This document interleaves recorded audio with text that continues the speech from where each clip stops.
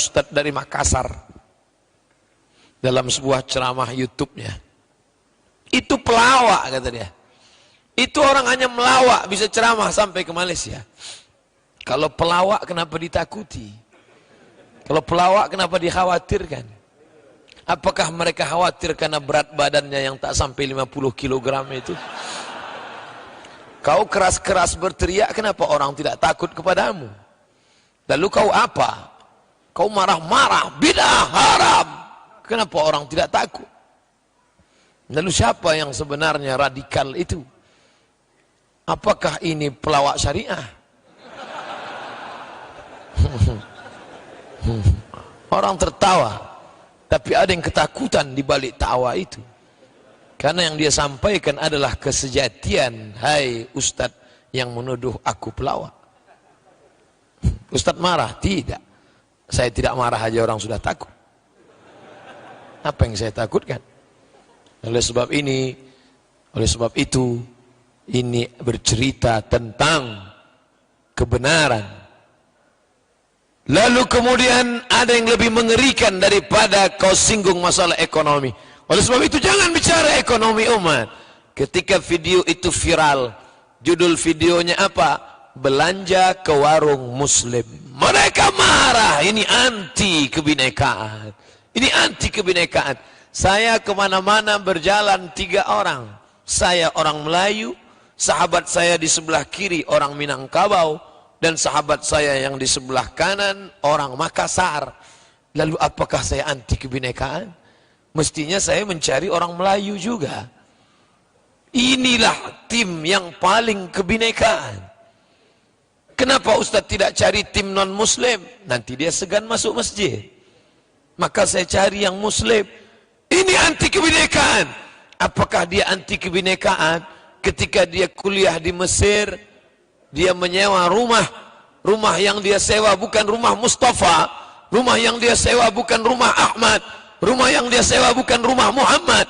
Rumah yang dia sewa, dia kontrak adalah rumah Baba Yosef Hana, yang agamanya Kristen Ortodok Koptik, yang dia sembah anak Allah, Allah Bapa, Rohul Kudus. Dan mereka bertetangga dekat, hanya berpisah lantai saja. Di bawah rumah kontrakan saya, di atas rumah Baba Yosef Hana. Ketika Baba Yosef memanggil kami, "Yabni, anakku, rumah kontrakan harus aku naikkan karena aku terkena penyakit saratan." Saratan bahasa Inggrisnya cancer. Cancer orang kita menyebut kanker. Aku kena kanker anakku, maka sewa rumah harus aku naikkan. Lalu kami pun menjawab, "Baba Yosef, kalau kau kena kanker, kami lebih hebat daripada kanker." Apa dia? Krisis moneter. $1.20.000 tahun 1998. Kalau engkau naikkan sewa rumah ini, kami pindah dari sini. Apa kata Baba Yosef Hana?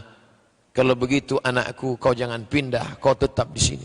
Sampai akhirnya saya selesai kuliah tahun 2002, barulah saya pulang. Dan Baba Yosef Hana tidak mengusir kami. Indahnya kebinekaan, indahnya keberaneka-ragaman. Saya tidak pernah mengambil golok parang panjang, pancung leher Baba Yosef Hana, karena dia berbeda akidah denganmu. Kalau ada Baba Yosef Hana hari ini, maka dia akan tersenyum menuduh, melihat orang yang menuduh ini orang anti kebinekaan. Mungkin Baba Yosef Hana akan berkata, aku bertetangga dengan dia hampir 4 tahun dan dia tidak pernah memotong leherku karena memang dia mengontrak rumahku.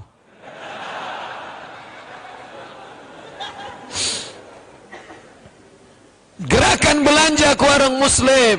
Mari belanja ke warung muslim. Ketika kau belanja kepada teman sebelah, tetangga sebelah, kau tak pernah main tawar. Kau tinggal ambil barang, lalu tidak kau tanya harganya, tinggal kau tanyakan saja langsung ke mesin. Tit, tit, tit. Kau tinggal cari barcode-nya. Tit. Tidak pernah kau tanya berapa modalnya. Tapi ketika kau beli ikan di tangan yang mulai keriput karena tua dan dimakan air, dia sisik ikan itu supaya laku, supaya pembelinya langsung memakan dan menggorengnya. Lalu kemudian ketika dia jual, hari mulai panas, jam 12 siang, ikan mulai agak berbau. Datang si penawar, berapa bu? 10.000, 2.000 ya? Kau menawar apa membunuh? Kenapa tidak kau ambil saja pisau itu, kau tusukkan ke lehernya sehingga dia mati? Apakah kau kaya gara-gara uang 3.000 itu? Apakah kau kaya gara-gara uang itu? Kita video itu diviralkan, lalu orang akan berkata, inilah anti kebinekaan. Aku bukan anti kebinekaan. Aku hanya ingin menghidupkan leher saudaraku yang akan menyuapkan uang 8.000 itu kepada anaknya yang akan pergi sekolah. Salahkah aku? Salahkah saya? Ustaz hari ini mah ceramah apa curhat? Menjadi muslim sejati tantangannya luar biasa. Ini baru bicara ekonomi. Belum kau buat mall yang besar. Belum lagi kau buat mall syariah. Belum lagi kau buat padang golf syariah. Orang sudah marah. Hanya baru sekedar mengajak orang membeli ikan 8.000, jangan ditawar 2.000. Hanya itu saja yang kau katakan. Ternyata menjadi muslim sejati. Lalu yang selamat itu apa? Yang paling enak santai sekarang itu apa? Marilah sabar. Marilah kita sabar. Judul kajian subuh kita ini adalah tolong hapus ini, buang kalimat ini. Lalu apa judulnya? Bersabar menerima musibah. Kalau motormu hilang, sabar. Anak gadismu dihamili orang, sabar. Istrimu dilarikan orang, sabar. Kau keluar dari masjid, sendalmu hilang, sabar. Tapi ketika itu terjadi pada dirimu, kaulah yang paling marah pertama.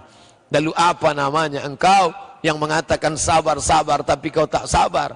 Kau hanyalah munafik yang berbaju Innal munafiqin, orang munafik fid darkil asfal, di keraknya neraka.